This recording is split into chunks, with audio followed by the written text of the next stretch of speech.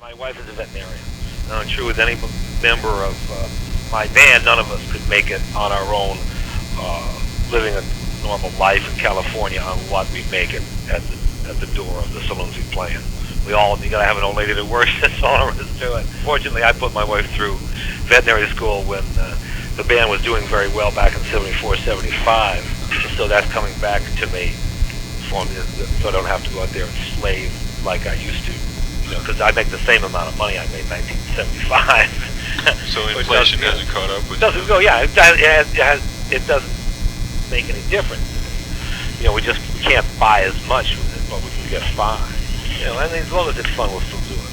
Where am I talking to you? I'm in Mendocino, California, not in the town of Mendocino, but near the town of Mendocino, which is off the California coast about 75 miles north of Point Arena, which is about 150 miles north of San Francisco. What's the center of Commander Cody's music? It's basic all-American rock and roll with rhythm and blues and swing flourishes. Like we like to do big band arrangements, rock and roll style, like that. Who you got in your band now? Well, Billy C. Farlow, the original lead singer, and the guy who writes the songs with me is back in the band. And we have put together a new band consisting of San Francisco all-stars who we've worked together in the past, emphasizing individual singing and playing talent. We got Peter Walsh on lead guitar. He is the most noted band he's played with was Lou Reed. Keith Crossan, C-R-O-S-S, on saxophone. He played with Cantor Ballin Cassidy. On drums, Jim Sanchez with a Z from Queen Ida Band. Oh, right. Yeah, we're getting because Billy C's the guys from down south who do a lot more of that New Orleans kind of stuff with horn parts. We're even going to add a trumpet player, I think. We're going to audition him on Friday. Then bass is Tim Eschliman, E-S-C-H-L-I-M-A-N. And Tim's been with me on and off since 1979. He was in the Moonlighters. All right, so we've got boogie woogie, some western swing. Do you still do any country rockabilly? Yeah, that's Billy C's shtick. He's been writing a whole bunch of rockabilly kind of tunes. And then we got an album coming out on April 28th on Relix Records of all new stuff. Yeah. What's the name? It's going to be called Aces High. Relix Records and Compact Disc. R-E-L-I-X. Yeah, they're going to be distributed by Atlantic, I believe. Isn't that the Grateful Dead? Yeah, exactly. Okay. Yeah, they take care of guys in the Bay Area very well. What's your program? Do you get out and tour quite a bit?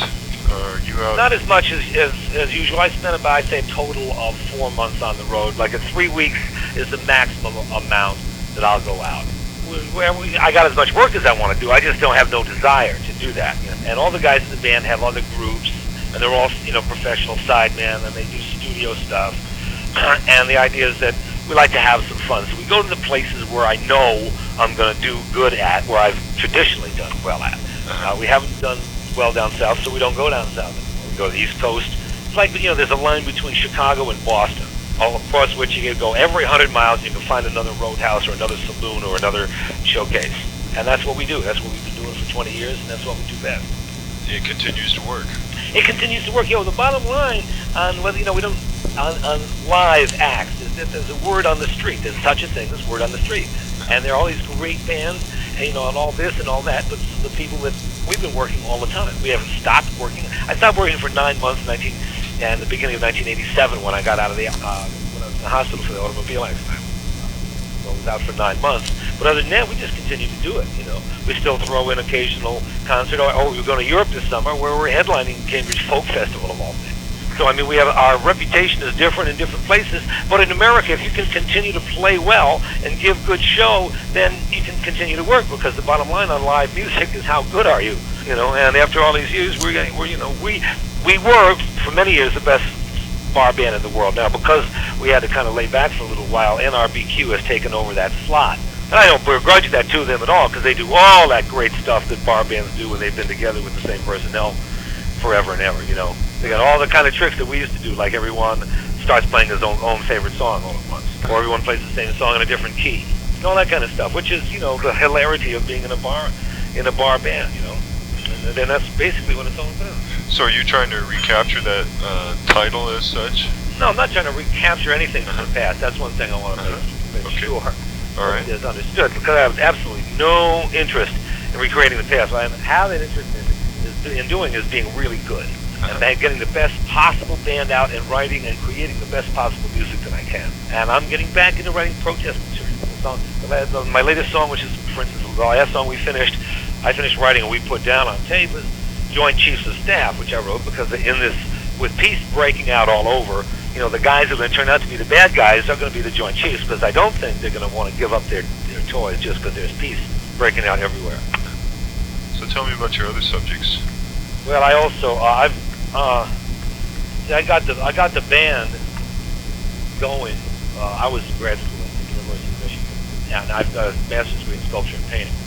So I continually do painting shows. I've got a gallery in Taos, New Mexico. I've got a place in up here in Mendocino I use. I've got a guy in New York that's interested, and there's a gallery in Sun Valley I use also. And are your paintings selling well? The last show I had was a group of paintings of jazz musicians I had up in a place called the Hopland Brewery, which is a pub that has, you know, art and food and music and everything, and I sold out. How do you feel about people like Scott Goddard covering? I think it's great. I like Scott a lot. I think that's terrific. He's the only guy that ever covered any of my material in the United States. I mean, he had a Rock That Boogie in France, but nobody's ever covered a song of mine in the United States. Are you familiar with Scott? Yeah. He's a good guy. He comes down to see us when we play in L.A. You play a lot of bars. Yeah. A lot of people get kind of boozed up and they get off on the boogie and everything. At the same time, you got this incredible groundswell of people upset about any kind of substance use. Right, it's a panic going on. It's not unlike the communist panic. You know, I mean, and no one's admitting doing anything, and everyone's down on everything. I think that's a little bit out of hand. On the other hand, there's a big drug problem. You know, there's a lot of nasty shit out there, and there are a lot of youngsters taking drugs and drinking. I think that what I personally think is that anything ought to be available to you if you're over 21. If you want to ruin your life, that's your problem. But up to that point, it should be controlled as possible. You know, I think that you ought to be able to go down to the pharmacist and buy pharmaceutical cocaine if you're over 21 years old. You know, you're a big boy, you know what to do. You know, and then that way, there wouldn't be all these guys making all this bogus drugs, which is what really hurting people. What's really hurting people is stuff like crack, which is what you do when you take a poor quality cocaine and mix it with like, I don't even want to talk about it. I don't want to talk about it. It's like you mix it, there's a way to mix it with baking soda. That's what gives you crack. Now that's fucking ridiculous. You know, and those people are out there doing that. I mean, good God. What about the folks drinking in the bars and stuff? Well, I mean, alcohol is legal. You know, you can't. They've got to figure out so people, you know, can hurt themselves and their friends less. You know, and I think that that's good. You know, if you're out there and you're illegal, you know, there's a good chance you're going to hurt somebody. And I agree with all that stuff. You know, I agree with the designated driver idea. You know, but you got to be able to loosen up somehow, or you're going to just have. And well, in the society as it is, people are going crazy all the time. The concept is to some way, and that's what part of drinking is. You know, it started off like a religious ceremony. You put it in one place and get all your energy out, and dance around the old maypole for a while, or do whatever, you know, rights you have. There's nothing that goes on in a society like that. It has to be there, but it has to be controlled. I just think there's a little panic going on right now. You can't go out and put other people in jeopardy. You know, you have your right to do stuff, but you can't do that to put other people in jeopardy. As long as you follow that basic rule, I think that's fine. Because I believe in loosening up too. I mean, I started my band as a fraternity party band in 1963. You know, and that's what it's all about. Down in Long Beach, you were supporting Sha Na Na. Oh Christ, I remember that date. Yeah, years and years ago. Yeah, we talk about getting loaded. We all got totally smashed over on the Queen Mary. Half of the Sha Na Na band had to be put to bed, you know. So yeah, but that's the situation. Everyone is just doing what they want to do, you know, and it's your damn right to go out there and get loaded if you want to, as long as you're not putting anybody else in jeopardy. So how tuned in are you on contemporary music? I make myself watch MTV once a week, whether I like it or not. I like a lot of stuff. I'm not the guy that's put down rap, if you know what I mean. Okay, good. You know, I don't enjoy it a lot, and I like heavy metal, but I don't like headbanger speed metal. You know, there's something of everything that I like. I mean, don't forget, rap music was invented by Louis Armstrong in 1927. You know, so these people have been doing rap for a long time. So there's some of that is extremely, extremely good. You know, there's a lot of it that's extremely bad. I like, you know, I've always been a B-52s fan anyway. I like Attack of the Rock Lobster. I mean, you know, I like that kind of stuff. I'm a big Nick Lowe fan. I mean, Elvis Costello is a good buddy of mine. Stuff like that. I tell you what I don't listen to, and that's country and western. That's one thing I do not care about one way or the other. I don't care if they're going back to their roots. I don't care if they're playing modern. I don't give a shit. They can do whatever. They treated me so poorly. I do not care. I play one country and western song now. What's that? Down to Season of Stems again. One that they hated the most. I tried to play in Nashville twice. They booed us out of there. So whatever happened, that's another reason I don't go down south. I'll go to Texas because there's somewhat of an urbane crowd in there. But the hell with Nashville and all that. Nah. We don't do truck driving music anymore. You know, I'm tired of, you know, having to fight my way out of truck stops. All that stuff. All I want to do is, you know, I'm not doing this unless it's fun. I got no managers. I got nobody else that makes me go out there. I go to the places that I want to go with the boys that I want to play with. That's very important, and we have fun.